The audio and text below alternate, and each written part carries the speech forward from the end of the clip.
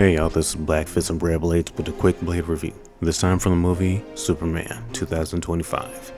Now the movie opens with Superman already lost a battle to a mysterious warrior named the Hammer of Baravia, a fictional country that's in a war with another just adjacent to them that Superman had prevented by flying their president to the desert and sticking him to a cactus. It doesn't look good as far as any public opinion, and the fact that he had done so meant that he crossed some lines that could be questioned, even though he did prevent any bloodshed from starting from the war. And the thing is, Baravia is actually being funded by Lex Luthor, who's even spearheading the entire slander of his character to the American people and trying to get the governments to sanction him the right to capture and detain Superman. Now, they don't do it the easy way. Even though he was in the Arctic and he was being followed by another villain working for Lex Luthor, the truth is that they find he goes to the Fortress of Solitude and has to heal up after his first loss. Once he uses the sun to heal his wounds, he gets back out there even though he wasn't 100% and tries to fight again. Now, same as the first, he lost, and everybody's questioning whether he should have or shouldn't have gone to another country to interfere with their affairs. The thing about it is that it may be a political commentary, especially with the way that American history is involved with others. He is Superman. He is the international hero, so he does what he can. Aside from that, what's really going on is Lex Luthor is trying his best to try and fund the war so he can gain something in the meantime. You can say his entire character and history is around hating Superman. It is no different in this movie, which is a good thing because we need a palate cleanser for all the nonsense that have come from the other comic book movies that have been out lately. So I enjoyed this one. It may be a little simple as far as what everything is saying, but you can still see that this is a tried and true comic book movie, Superman comic book movie.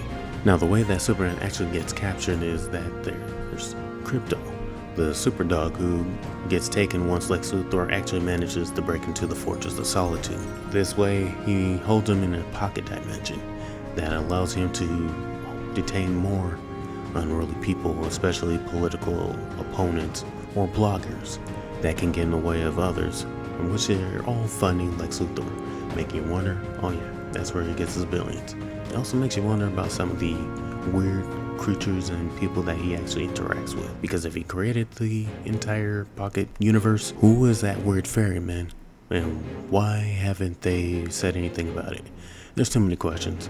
I mean, there's already other metahumans like Hawkgirl, Mr. Terrific, and Guy Gardner, who's working as this Green Lantern. Though, in my honest opinion, if they haven't even formed the Justice League yet, it should have been Hal Jordan. Just saying. Either way, the entire story centers around him trying to work on his public image because Lex Luthor had slandered. He had the evil billionaire had gotten into the Fortress of Solitude and found an entire video that displays what his parents had said as he left Krypton. Though the entire message was corrupted in the flight, it didn't show the other half. The first half told Superman to love and protect the people of Earth, to be their guardian, while the second half, as far as what Lex Luthor is saying, is that they wanted him to be a sort of harem king, using his actual strength to rule over the human and to create another Krypton on Earth. In which case, I'm not so sure about it. If it's supposed to be the Guardian, why would you become some sort of tyrant? The message seemed strange and a little too wholesome in the beginning, just a change at the end. I honestly thought the video was doctored by Lex Luthor's henchmen, but hey, it didn't happen. Or whether it was or wasn't, doesn't really matter because it's the Blue Boy Scout. Now, through all the shenanigans, all the blames, and people trying to turn their backs on Superman and wondering what exactly was he doing, or if Lex Luthor was telling the truth, even though it's kind of strange that people took it at face value, would have wondered, like, he's supposed to be 30 years old already. Wouldn't he have already tried to do something if it was his mission? That's just a wonder, and especially because they're getting the information from somebody that I'm pretty sure everyone would have questions for any billionaire. Even the cleanest billionaire today probably has someone saying that there's an evil scheme going on about them. Now, the point of the movie is just to talk about how somebody you don't know who has too much power intervening with the affairs of others. Doesn't that cross a boundary? Are they to be trusted? And then you still wonder who exactly is pointing the finger, because even though it's Lex Luthor saying that about Superman, what is the difference between Superman and Lex Luthor's power or influence? Though Superman can throw a punch, he's able to sway people with just finances in order to do something similar.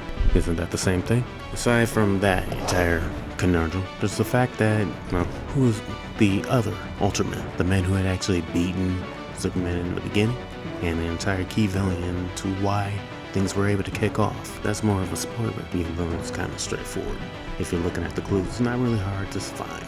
The only real thing I can say about Superman is that it's a fun movie that keeps to a simple comic book story about the Man of Steel and his entire struggle dealing with the mortals around him. It's basically saying that the metahumans are growing in strength and in influence, but how is humanity going to deal with that growing power? And it goes to flaws of humanity's fear, allowing any small thing to sway their opinion of somebody's character, even if they've shown to do the opposite. I have to say, you will enjoy this if you're just a casual Superman fan or just an enjoyer of comic book movies.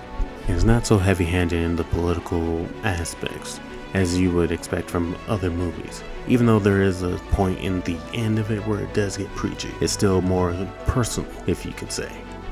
Either way, I recommend the movie, and I say if you just love comic books, go enjoy Superman 2025. Also, I honestly did not like Crypto. I get it. It's a dog, and people like dogs, but this wasn't a really dog.